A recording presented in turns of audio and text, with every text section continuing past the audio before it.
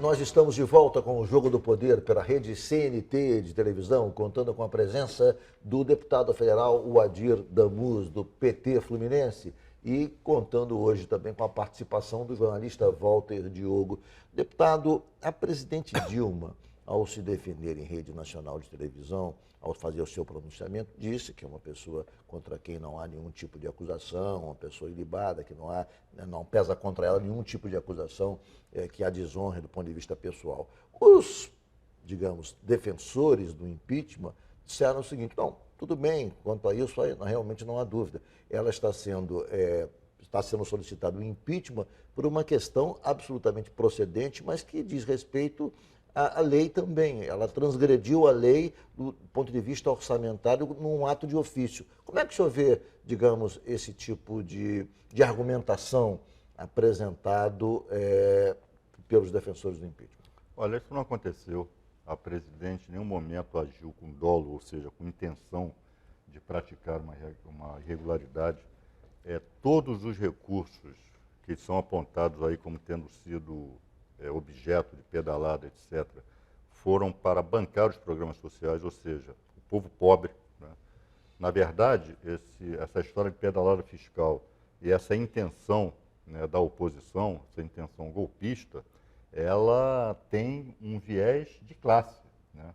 Ou seja, os pobres que antes, né, estavam condenados a serem eternamente pobres e miseráveis, hoje, né, malgrado todas as desigualdades sociais que ainda existem aqui no país, hoje merecem uma atenção especial do governo, desde a época do presidente Lula. Então isso não se sustenta, isso na verdade é uma tentativa de terceiro turno. Não há qualquer crime de responsabilidade praticado pela presidente da República, enquanto isso, aquele a quem a Constituição atribui, né, a prerrogativa de presidir, né, essa sessão, responde a um processo no Conselho de Ética da Câmara dos Deputados e vai responder a uma ação penal no Supremo Tribunal Federal por improbidade e corrupção, né? Esse é o paradoxo brasileiro de agora. Deputado, tem uma coisa que me preocupa nessa história toda aí. Veja bem, o Brasil vive hoje uma tragédia na área econômica, né? Uma queda de 3%, 4% do PIB. Agora, isso não autoriza ninguém a derrubar o presidente, né? Eu acho. E eu não vejo assim a OAB, o próprio STF, tentando agora acalmar a população para que isso não vire um fla-flu. Esse negócio de um grupo que quer apoiar o governo e o grupo que está contra, né, fazer um conflito, porque nós vamos ter uns 12 meses de briga séria dentro do Brasil. Uma saída do presidente não é uma coisa de 24 horas, a não ser que essa comissão rejeite. Nem sei se você acha que a comissão vai rejeitar. Mas eu acho que tanto o Supremo como a OAB precisava entrar de juízes aí para não ficar, porque o PSDB pode não aceitar a derrota e vai para o quarto turno. O PT pode também não aceitar uma derrota e vai para a rua, vai enfrentamento. Isso é um teste sério para a democracia brasileira. É um teste gravíssimo. Eu queria... Não, sem sombra de dúvida. Agora, isso graças à irresponsabilidade, né, de segmentos, né, do espectro político, no caso aí, determinados partidos de oposição, e eu estou ressalvando aí no espectro da oposição o PSOL e a Rede, que já se manifestaram publicamente contra o impeachment e entendendo que a tentativa de impeachment é uma tentativa, na verdade, de golpe de Estado, leva a isso. Leva a um quadro de instabilidade.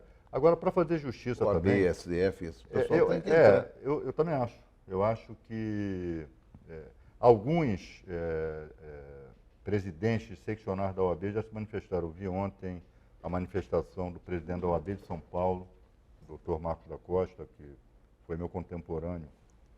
Enquanto eu presidia a OAB aqui, ele já detinha mandato na presidência da OAB de São Paulo, se manifestando preocupação em relação ao ato do deputado Eduardo Cunha. Acho que a OAB, no seu devido tempo, vai se manifestar em relação a isso, de uma forma como deve ser, explicando à população o que significa o impeachment e os perigos dos desvirtuamentos desse processo E, obviamente, tirando o ministro Gilmar Mendes, alguns ministros do Supremo, ponderadamente, têm manifestado preocupação quanto à legalidade, quanto à constitucionalidade. O presidente Lewandowski, o ministro Marco Aurélio, o ministro Barroso e alguns outros, em diversas ocasiões, manifestaram a preocupação com a defesa da legalidade e da constitucionalidade. Eu acho que no momento certo, no momento oportuno... E os governadores, eles moram no Brasil ou eles estão fora, Ricardo? Esses governadores do O governador Brasil. Pezão, inclusive, Isso aqui é uma recebeu o federação, presidente né? Lula, recebeu ontem o presidente Lula. Os governadores do Nordeste... E parece que, inclusive, ficou encarregado de organizar uma reunião de governadores em defesa do mandato da presidente Dilma. E governadores do Nordeste também emitiram uma nota pública ontem em defesa do mandato presidencial. Eles têm que dizer que moram no Brasil, porque não pode ter um problema desse tamanho, concorda, Ricardo? Desse tamanho e os caras ficarem escondidos, omissos, né? Um problema desse é um conflito de grandes dimensões. Deputado, a saída do ministro da Aviação Civil, Eliseu Padilha, como é que o senhor interpretou?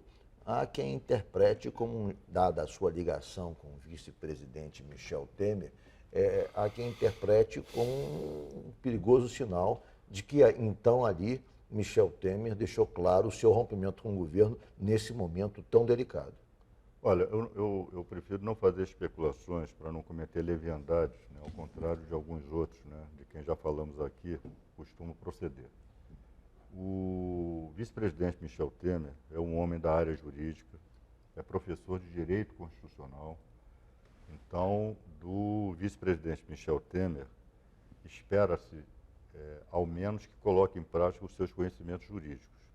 E colocando em prática os seus conhecimentos jurídicos, o vice-presidente Michel Temer não chegará a uma outra conclusão, a não ser a de que esse processo de impeachment em curso hoje na Câmara dos Deputados é inconstitucional e é golpista. Então, o que se espera do vice-presidente Michel Temer é o apego, né, que ele sempre demonstrou às formas constitucionais, à legalidade e à constitucionalidade. Eu prefiro não fazer especulações outras. A minha expectativa é essa. Eu vou fazer um rápido intervalo e o Jogo do Poder volta em 1 minuto, hoje com o deputado Adir Damus, do PT Fluminense.